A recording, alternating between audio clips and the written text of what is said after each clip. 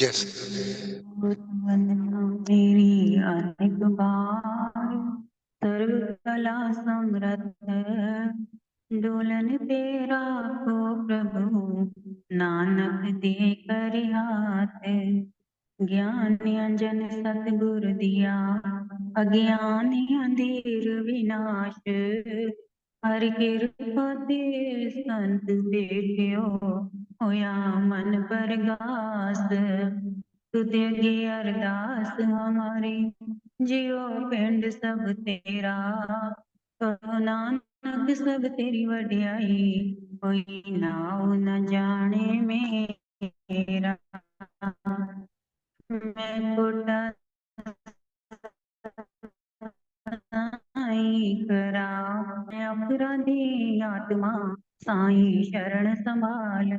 मैं अपराधी आत्मा, सतगुरु बख्शनहार।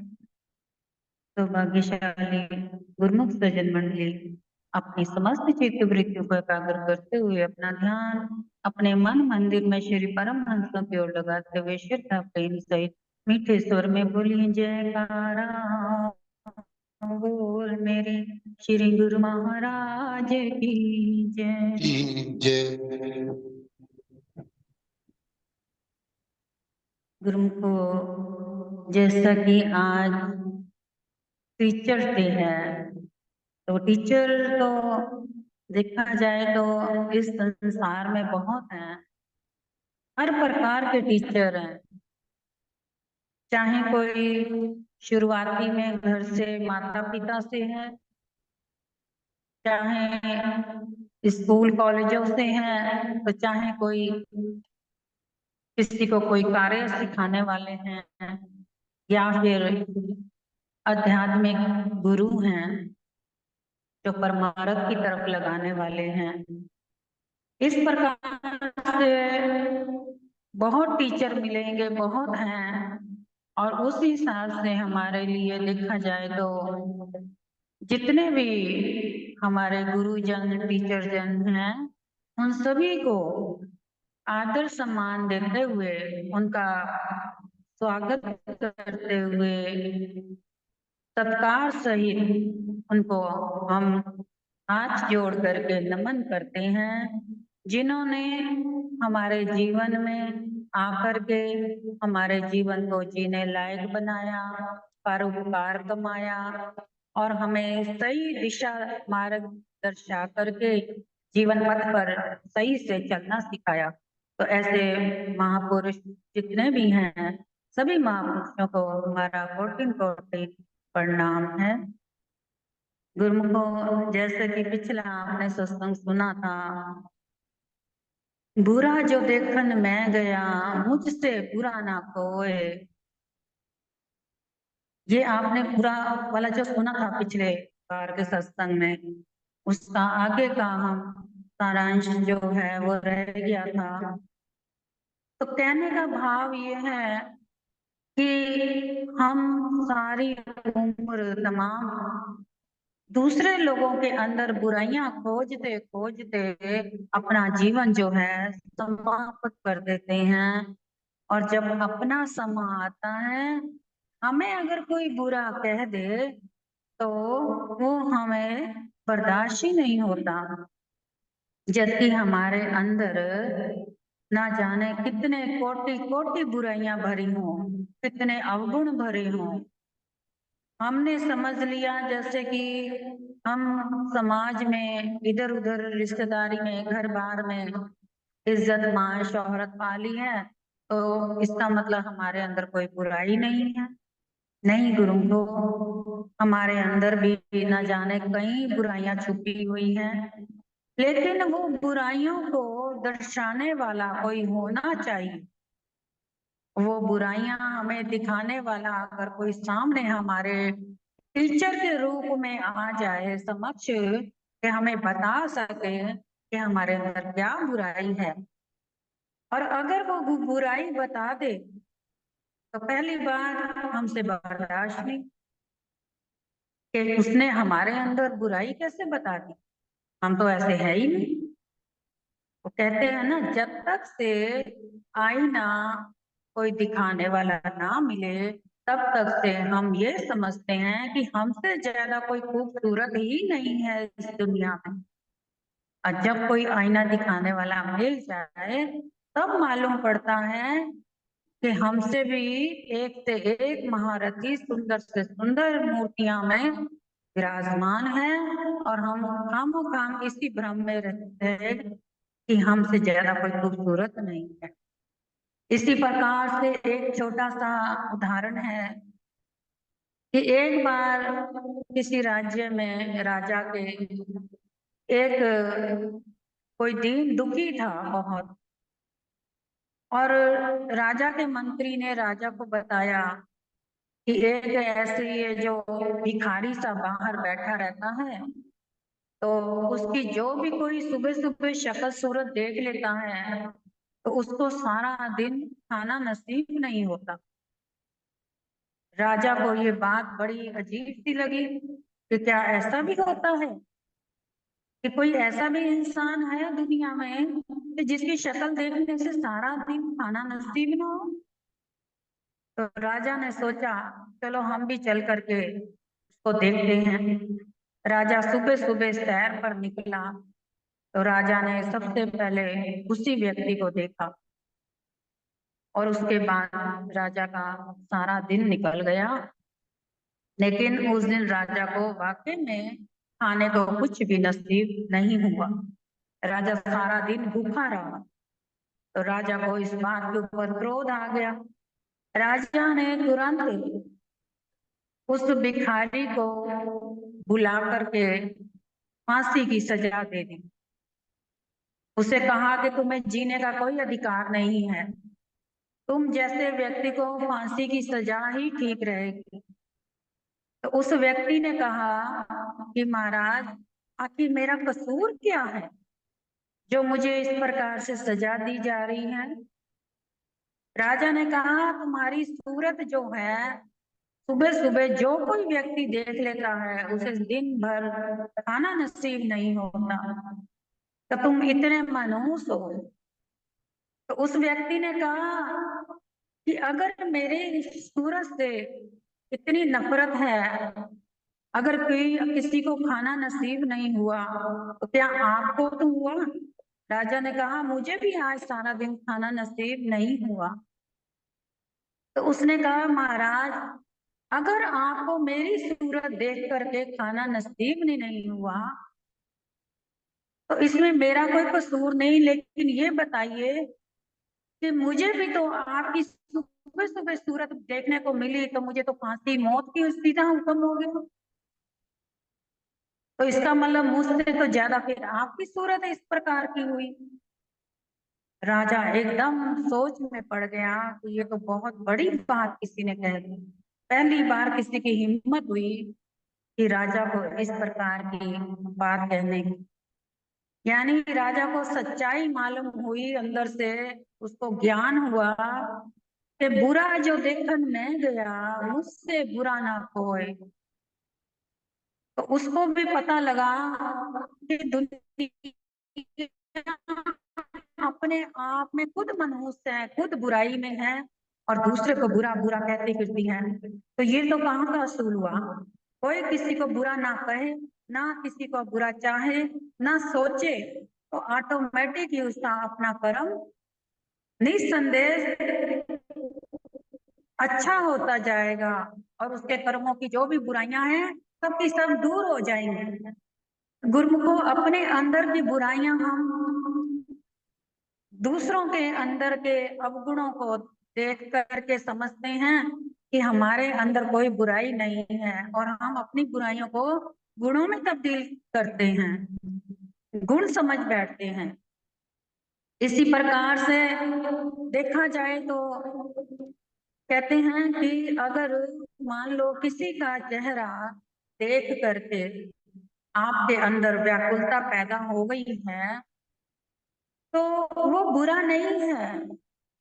बुराई आपके अंदर भीतर छुपी पड़ी है, और अपने भीतर की बुराई को आपको मौका मिला है बाहर निकाल करके फेंकने का, और अच्छाई अपने भीतर लाने का। जैसे जिस प्रकार से आपके अंदर के भाव होंगे, अगर आपने अपने आप को जानना है, परखना है, समझना है, अपने कर्मों को तोलना है, तो इस प्रकार से तोलें कि हमारे जैसे अंदर के भाव होंगे वैसा ही हमारा आचरण होगा और वैसे ही हमें दुनिया दिखाई देगी। जिस रंग का हम चश्मा पहनते हैं उसी रंग की दुनिया हमें नजर आती है। अगर हमारे अंदर 24 घंटे द्वेष भावना, क्रोध भरा रहेगा या कोई विषय विकार होंगे तो हमें हर किसी के अंदर वही चीजें नजर आएंगी, क्योंकि जो हमने आईना देखा है हमने वही चीजों को समझा है, जाना है। बाकी की चीजें हमारे आईने के पीछे छुपी पड़ी हैं, हमें नहीं मालूम कि हम क्या हैं क्या नहीं हैं। आज के समय में जैसे कि स्कूल कॉलेजों में अब बच्चे जैसे पढ़ते हैं स्कूलों में, तो बच्चों को टीचर जरा सा भी कुछ कह दे, हाथ उठाने की तो बात ही बड़ी दूर है, जरा सा डांट भी दे समझाने के लिए तो फौरन उसके माता पिता दौड़े आते हैं और पुलिस में कंप्लेन कर देते हैं। और पहले के समय, हमारे समय में क्या होता था कि टीचरें जो थी जरा सा देर होने पे या कोई गुस्ताखी होने पर कुट्टे से मार पड़ती थी, डंडे से मार पड़ती थी, तब भी टीचरों के ऊपर कोई ऑब्जेक्शन नहीं उठाया जाता था। क्यों? क्योंकि बड़े बुजुर्ग माता पिता सब समझते थे कि ये हमारे बच्चे के हित के लिए, भलाई के लिए उसको मारा जा रहा है, उसके अवगुणों के लिए मारा जा रहा है। अगर इसके अंदर अवगुण है तो ही टीचर से मार पड़ी है, वरना मार नहीं पड़ती। तो इस प्रकार के जो पुराने समय के जो बच्चे थे उन्होंने ऐसे गुरुओं के हाथ से शिक्षा ग्रहण करी तो उनका भविष्य भी निखरता गया, संवरता गया और जीवन में वो तरक्की भी करी। उन्होंने बहुत सी अच्छी अच्छी पदवियां उसने हासिल करी, उच्च से उच्च पदवी हासिल करी, क्योंकि जिन्होंने पहले से ही गुरु का डर अपने अंदर रखा हो और गुरु की शिक्षा ग्रहण रखी हो तो वो कभी भी अपनी मंजिल पर गिर नहीं सकता। वो आगे कदम पर कदम बढ़ाते हुए तरक्की पे तरक्की करता है। लेकिन आज के समय में गुरु को जरा सा अगर किसी को कुछ कहते हैं, स्कूल की छोड़ो, आजकल घरों में भी अपनी बहू बेटियों को भी अगर कोई बड़ी बुजुर्ग, कोई माँ सास, कोई भी जरा सा भी बच्चे के भले बुरे के लिए भी अगर समझाती भी है तो बच्चे समझ के राजी भी नहीं होते।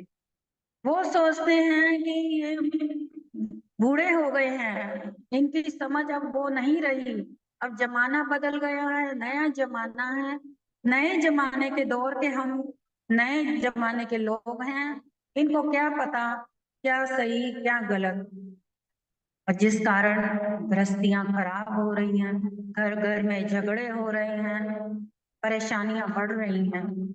यही कारण है कि बड़े बुजुर्गों का आदर सत्कार जो है वो अब समाप्त होता जा रहा है। जैसे ही बड़ों का जहां पर आदर सत्कार, टीचर का, गुरु का आदर सत्कार जहां समाप्त होता है वहां क्या होता है, मंद बुद्धि, मंद बुद्धि शुरू होती है और मंद बुद्धि से क्या होता है, विकार आते हैं, अवगुण जागृत होते हैं और अवगुणों से जीवन नष्ट होना आरंभ हो जाता। एक समय था, जबकि हमारे समय की बात है कि हमारे समय में जबकि हमने 5 क्लास पढ़ी है सिर्फ, और 5 क्लास में हमने जो तरक्की पाई, आज के शायद पीएचडी भी करने वाले, बीए करने वाले भी वो तरक्की नहीं पा सकते। क्योंकि हमने 1 से लेकर 5 तक बहुत से ऐसे टीचरों से पाला पड़ा, जो 1 से 1 हमारे गुरु होकर के हमें शिक्षा देते रहे, चाहे डांट कर, चाहे मार कर, चाहे कैसे भी कर। तो आज के समय में कोई किसी को ना शिक्षा दे सकता है, ना कोई समझा सकता है, और तो और गुरु भी अपने शिष्य को ये नहीं क्लियर करके बोल सकते, स्पष्ट रूप से नहीं समझा सकते कि तुम्हारे में ये कमी है, तो अपनी कमी को दूर करो, अपने अवगुणों को दूर करते हुए अपने गुणों को धारण करो।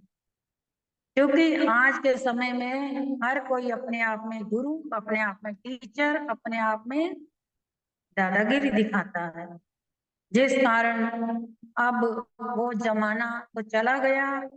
अब केवल नाम का टीचर डे रह गया है। असल में टीचर डे तो तब माना जाए कि आप उस दिन, टीचर डे के वाले दिन, अपने गुरु को मन ही मन में उसका ध्यान करते हुए, उसका शुक्राना करते हुए, और अपने अंदर के अवगुणों को दूर करें और अपने टीचर से क्षमा मांगे। अगर कोई गुस्ताखी की हुई हो, तो टीचर के प्रति अगर कोई बुरी सोच आई हो, विचार आया हो, तो उसके लिए गुस्ताखी करी है, क्षमा याचना करें, और हो सके तो अपने टीचर से स्पष्ट रूप से अपना भ्रम जो है वो भी दूर कर सके तो कर सके। क्योंकि अगर भ्रम सारी जिंदगी रह जाता है टीचर के प्रति, गुरु के प्रति, तो जो शिष्य है वो सारी उम्र अपने सिर पर मैल का बोझा लेकर के जीवन भर ढोता है, और वही उसका कर्म बन करके अगला जन्म उसका नरकों में चला जाता है। इसलिए अपने गुरु की ना तो बुराई, ना निंदा, और अपने घर के बड़े बुजुर्गों का भी आदर सत्कार करें। अगर उनसे भी कोई भूल चूक आपसे हुई है, उनके आगे उनसे क्षमा मांगे। अगर आपने उनके आगे भी कोई फालतू शब्द बोले हैं, तो अपने शब्दों को वापस लें और शब्दों को सोच समझ कर बड़ों के आगे मुंह खोले। क्योंकि बड़ों की हर बात में दुआ आशीष होती है, और जो एक बार बड़े बुजुर्गों का सिर से हाथ उठ जाए, तो कभी भी उनकी दुआ आशीष नहीं मिल सकती। और जितने जी उनके, जितना उनसे दुआएं ले ली जाएं, आशीषें एकत्र कर ली जाएं, आपके लिए जीवन भर वो काम आएंगी, और आपका जीवन सुरखरू होता हुआ जीवन सुखी बना रहे। तो गुरुमुखों, आज के टीचर डे की आप सब गुरुमुखों को लाखों लाख बधाई। बोल जयकारा, बोल मेरे श्री गुरु महाराज की जय।